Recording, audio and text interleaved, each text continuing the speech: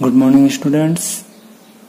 आज हम quarter and नकल जॉइंट में स्लीव एंड क्वार्टर जॉइंट लेके आए हैं। तो चलिए बात करते हैं स्लीव और क्वार्टर जॉइंट की। तो स्लीव और क्वार्टर जॉइंट होता क्या है? तो जब दो छड़ होती है, ठीक है, राउंड टाइप की जब छड़ होती है, उनको आपस में एक दूसरे के अपोजिट जोड़ना हो तो हम क्या करते हैं कि दोनों छड़ों को एक दूसरे के अपोजिट लगा के उसके ऊपर एक कवर मतलब स्लीव चढ़ा देते हैं और उसके बीच में जो होल होते हैं उनमें 2 क्वार्टर का प्रयोग किया जाता है। तो 2 क्वार्टर का प्रयोग करके हम उसमें जॉइंट को पूरा करते हैं। तो इस तरह से 2 रोड होएगी, 2 क्वार्टर होंगे, एक उसके ऊपर कवर लगा होगा और इस तरह का जो अरेंजमेंट होगा उसको हम स्लीव एंड क्वार्टर जॉइंट कहेंगे। तो चलिए हम डायग्राम में देखते हैं किस तरह से होता है।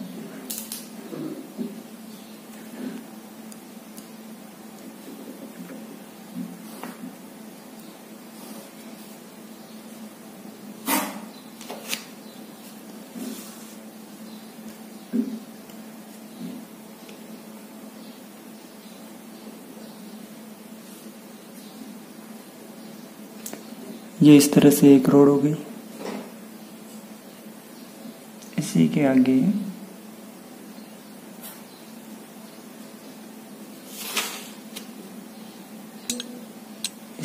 ये दूसरी रोड इस तरह से हो जाएगी। तो 2 रोड हो गई।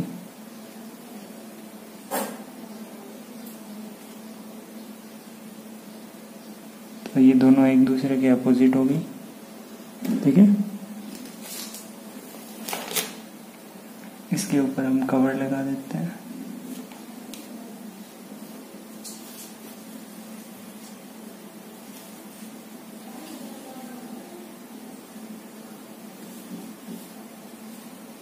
तो ये कवर जो है,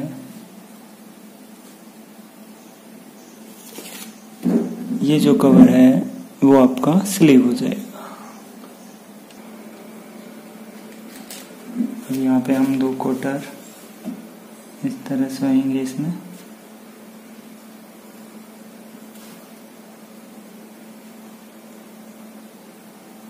एक क्वार्टर यहाँ पे हो जाएगा।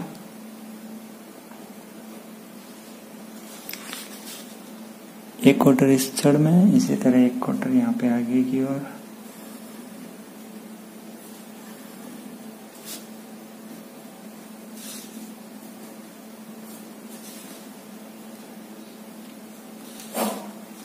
तो ये 2 क्वार्टर हो गए।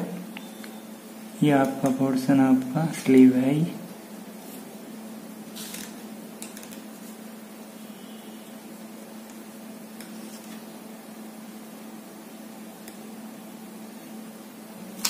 थोड़ा क्लियरेंस का ध्यान रखिएगा कि इस साइड में और एक, ये दोनों साइड क्लियरेंस हो गई। अब छड़ आगे से डाया बनेगा तो हम डाया इसको इस तरह से दिखा दें।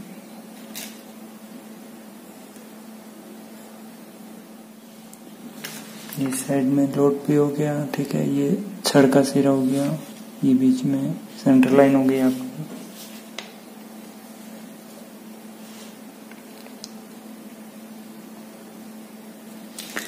टेंसाइल लोड हो गया, ठीक है।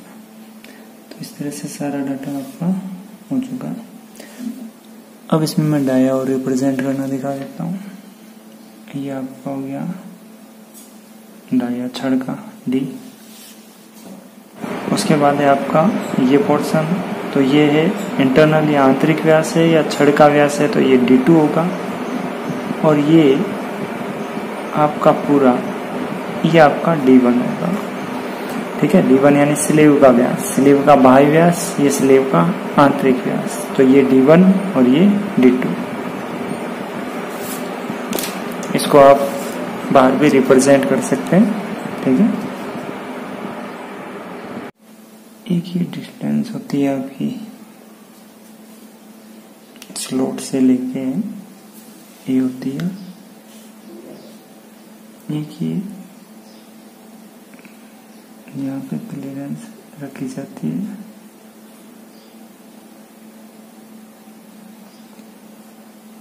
ये डिस्टेंस आपकी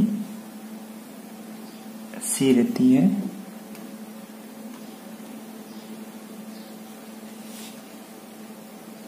ऑलमोस्ट सब आ चुकी है। और एक आप ध्यान रखेंगे कि स्लीव की जो टोटल है, यानी यहाँ से लेके पूरा, ये आपकी कैपिटल है, देख लीजिए। और क्वार्टर की चौड़ाई आपको पता ही है, बी ली जाती है। थिकनेस हम इसके साइड डायग्राम में देखिए, ये देखिए इसका प्रोजेक्शन डायग्राम, ये आपका डी हो जाएगा। नेक्स्ट बाद ये वाला पोर्शन आपका आंतरिक व्यास है स्लीव का, तो ये आपका D2 है। और स्लीव का व्यास, बाह्य व्यास है आपका D1 है।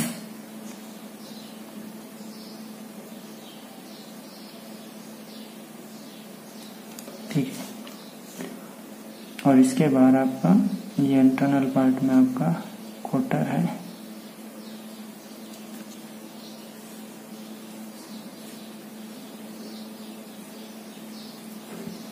क्वार्टर की मोटाई है वो T,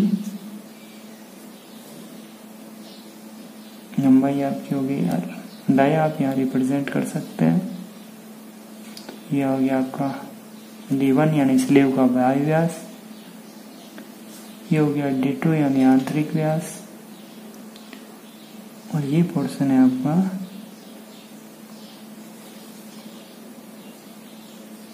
D यानी छड़ का व्यास। तो इस तरह से ये सारा प्रोजेक्शन डायग्राम में रिप्रेजेंट कर सकते हैं। तो ये सारा डाटा आपका कंप्लीट हुआ।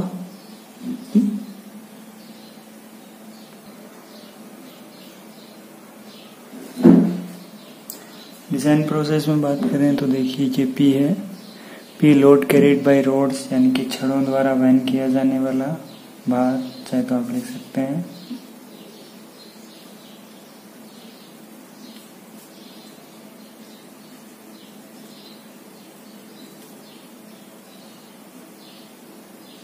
जो छड़ों द्वारा वहन किया जाने वाला भार है वो हो गया आपका P, जो टेंसाइल या कंप्रेसिव हो सकता है, जो हमने पिछले जॉइंट में भी देखा था।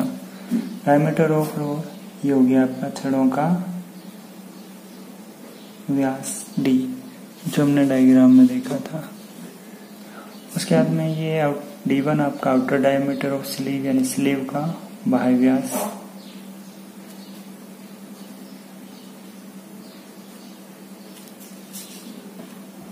ठीक है, ये स्लीव का आपका बाह्य व्यास। और D2 आपका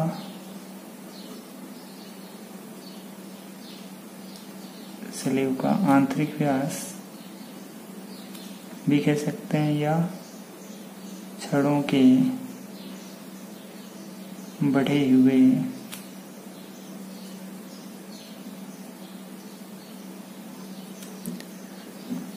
छड़ों का जो बढ़ा हुआ सिरा है उसका व्यास भी हो सकता है। ठीक है, तो कुछ भी कह सकते हैं, कोई दिक्कत नहीं इसमें।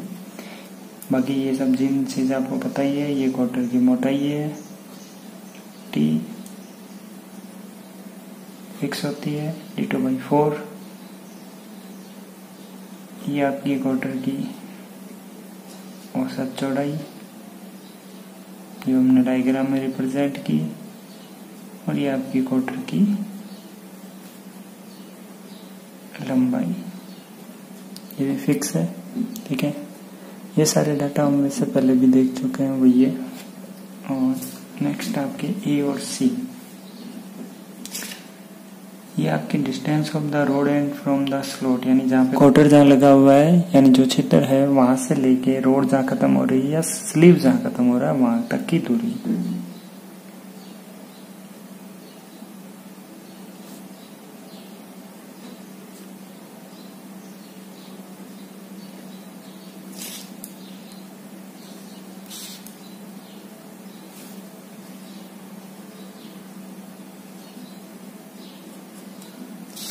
उसके उसके बाद में सी आपकी distance of slot of rod and, यानी मिड पार्ट में जहाँ पे रोड एंड हो रही है, ठीक है। तो छिद्र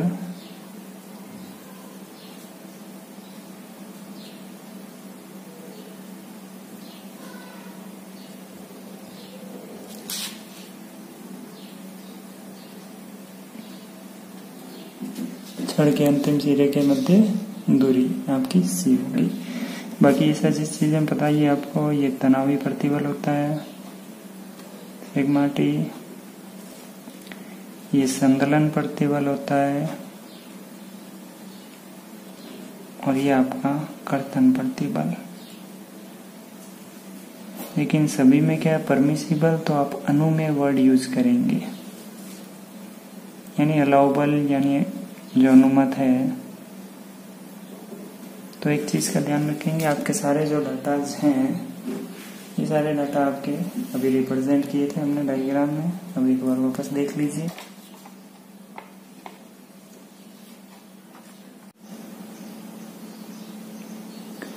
हाँ, तो देखिए अब हम डिजाइन के स्टेप्स में चलते हैं। तो सबसे पहले बात करते हैं हम स्टेप फर्स्ट की, failure of road in tension, तनाव में छड़ों का असफल होना।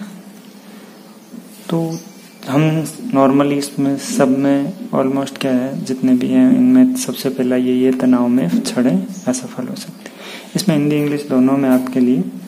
तो सबसे पहले हम प्रतिरोधी तनावी क्षेत्रफल, जिसका इंग्लिश में एरिया रेस्टिंग टेयरिंग, तो हम छड़ों का क्षेत्रफल निकालने के लिए जब छड़ की ओर देखेंगे तो इसका ये देखिए, ये डाया क्या आपका डी, इधर भी आपका डी है, ठीक है। तो छड़ों का क्षेत्रफल के अकॉर्डिंग बात की जाए तो सर्कल का एरिया होता है π/4 डी स्क्वायर। स्ट्रेंथ निकालना है, यानी सामर्थ्य के बारे में हमने पीछे भी बात की थी।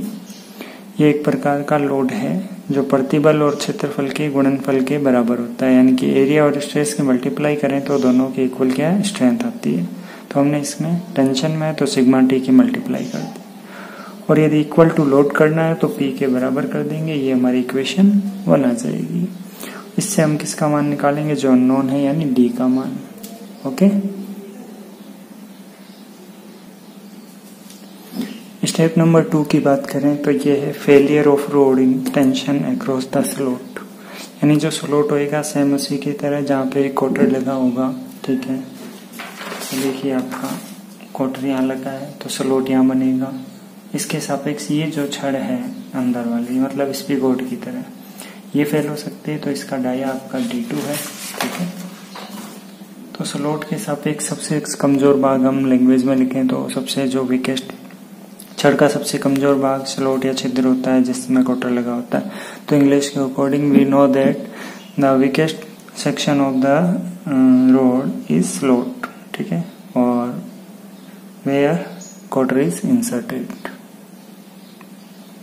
और इंग्लिश ऊपर आ चुकी है, इसलिए हिंदी में यहाँ लिखा हुआ है प्रतिरोधी तनावी क्षेत्रफल, यानी एरिया रेस्टिंग टेयरिंग टेंशन में है तो सेम वही चीज।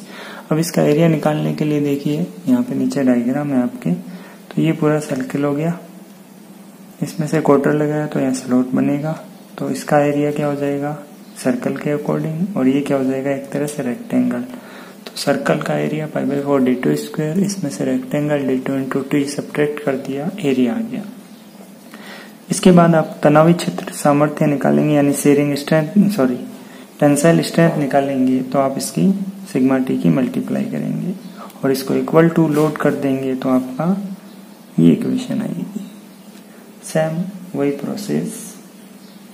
तो इससे हम क्या निकालेंगे, जो D2 का मान है जो अननोन है वो फाइंड आउट करेंगे। और इसके लिए एक स्टैंडर्ड टर्म्स है जो हम बात कर चुके हैं, जो थिकनेस होती है वो क्या होती है, D2/4 होती है, फिक्स है, ठीक है। तो इसमें ये डायग्राम में ये ध्यान रखेंगे, ये स्लीव का आंतरिक भाग है, मतलब इंटरनल पार्ट हो गया स्लीव का, ठीक है, या छड़ का जो बढ़ा हुआ सिरा है वो हो गया, और ये इसके अंदर क्वार्टर हो गया।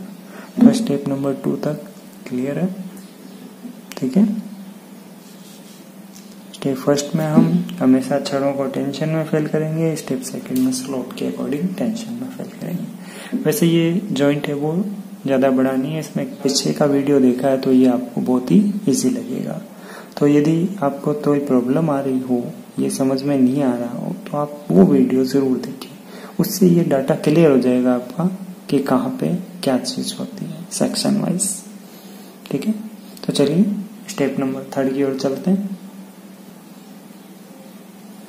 स्टेप नंबर 3 में हम failure of quarter in crushing यानी जस्ट जो डाटा आया है उसके बाद उसको चेक करते हैं। तो हम हमेशा इसको क्वार्टर को क्रशिंग में फेल करेंगे। रीजन क्या है, ये देखिए कि इसके बीच में ये जो पोर्शन है ये दबेगा, तो इसी को हम क्रश में फेल करेंगे।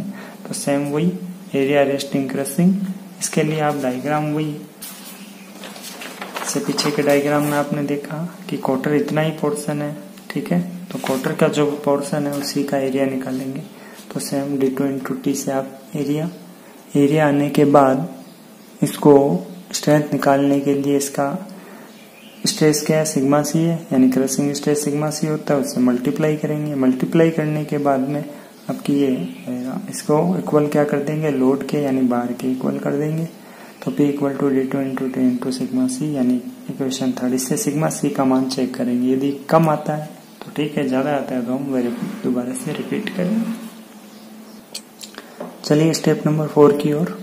इसमें हम स्लोट के सापेक्ष स्लीव का टेंशन में फेल होना, यानी कि failure of sleeve in tension across the slot. अब जो स्लीव है यानी बाहर का ये पोर्शन है, ये इस लोड के कारण फेल होगा। ठीक है, तो टेंशन में फेल कर रहे हैं तो इसके लिए हम देखेंगे कि ये इस तरह से दिखेगा। ये D1 है स्लीव और D2 इसका इंटरनल है। ठीक है, और इसके अंदर क्वार्टर भी लगा हुआ है।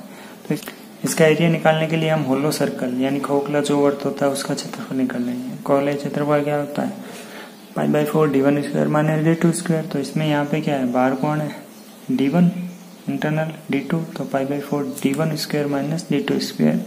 ठीक है, अब लेकिन आपके पास ये पोर्शन जो है ये भी खोखला है, तो ये एरिया आपको नहीं चाहिए, तो इसको आप टोटल D1 इसमें से D2 घटाया तो ये दोनों बच गया, इसको थिकनेस से मल्टीप्लाई कर दी तो ये आपका डाटा आ गया।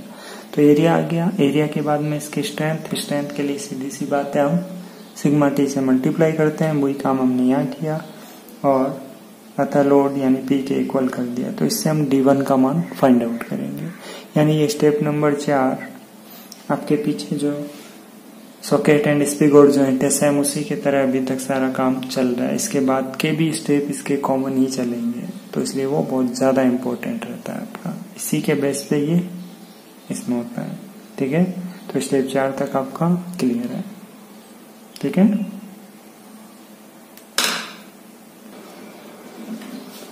हाँ चलिए नेक्स्ट में हम failure of quarter in shear, quarter का कर्तन में असफल होना। तो क्वार्टर का असफल होने के लिए क्वार्टर यहाँ पे कर्तन में कहाँ जाएगा, इस पोर्शन में। तो यानी यहाँ पे आपकी चौड़ाई कितनी है, B।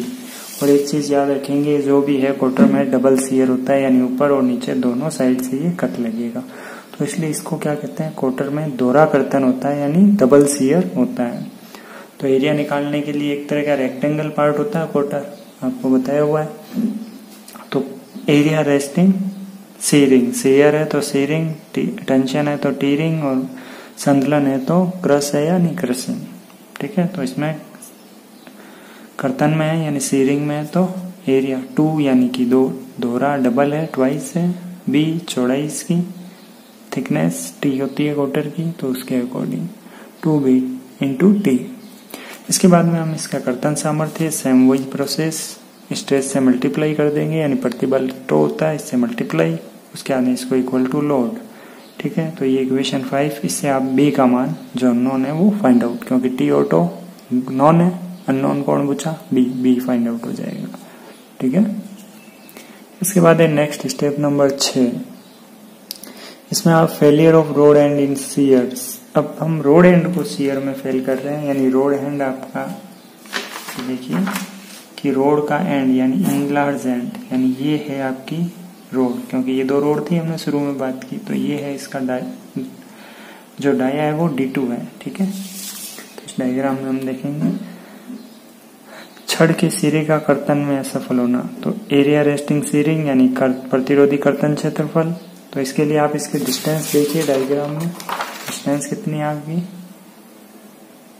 ये है ठीक है। सीयर यहाँ से जहाँ स्लीव चढ़ी हुई है वहां से वहां तक होगा, तो ये डिस्टेंस और ये डिस्टेंस यानी दो साइड में होगा, तो वही दोहरा डबल सीयर यानी दोहरा कर्तन, तो 2A इंटू T2, ठीक है। सीरिंग स्ट्रेंथ, तो इसके लिए टो से मल्टीप्लाई होने के बाद लोड के इक्वल कर देंगे, इक्वेशन नंबर 6।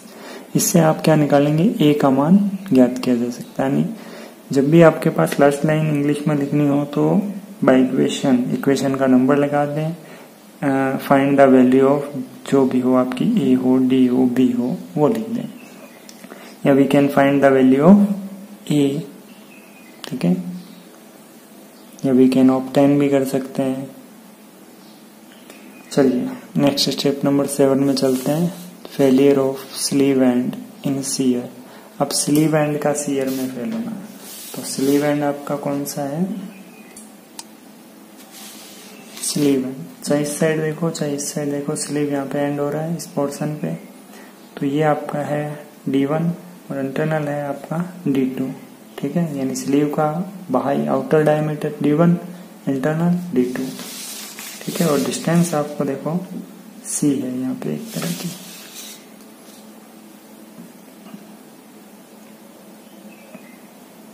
तो डिस्टेंस इस डायग्राम से आप क्लियर समझ सकते हैं कि ये D1 ये D2, तो D1 में से D2 घटाया तो आपकी ये ब्लॉक मिला, इसको C से मल्टीप्लाई करते हैं, ठीक है। तो एरिया रेस्टिंग सीरिंग यानी प्रतिरोधी कर्तन क्षेत्रफल 2 ट्वाइस दोहरा है ऊपर और नीचे, तो D1 माइनस D2 यानी ये डिस्टेंस आई, इसको C से मल्टीप्लाई कर दिया। स्ट्रेंथ निकालनी है, सीयर में निकालनी है, तो सीयर स्ट्रेस यानी कर्तन प्रतिबल से मल्टीप्लाई कर देंगे और इसको इक्वल टू क्या कर देंगे, लोड, तो इससे हम किसका मान निकालेंगे, C का, ठीक है। इसके बाद लास्ट के 2 सिंपल से स्टेप हैं आपके, लेंथ ऑफ स्लीव यानी स्लीव की लंबाई फाइंड आउट करना, जो हमने डायग्राम में रिप्रेजेंट की थी कैपिटल L, यहाँ से लेके यहाँ तक, यानी ये स्लीव जहाँ से है जहाँ तक खत्म हो रहा है, तो वो है आपका L इक्वल टू 8D, यानी आपका जो छड़ों का व्यास आएगा उसका 8 गुना, और क्वार्टर की लेंथ 4 गुना होती है, ठीक है। तो 4D क्वार्टर की लेंथ आपने डायग्राम में देखी थी, ठीक है, साइड व्यू से। तो इस तरह से ये इसके टोटल मिला के, वैसे बेसिकली तो फेलियर के अकॉर्डिंग 7 स्टेप ही है, टोटली आप फाइंड आउट करें तो 9 स्टेप हैं। 9 स्टेप में आपका sleeve and quarter joint complete होता है, ठीक है।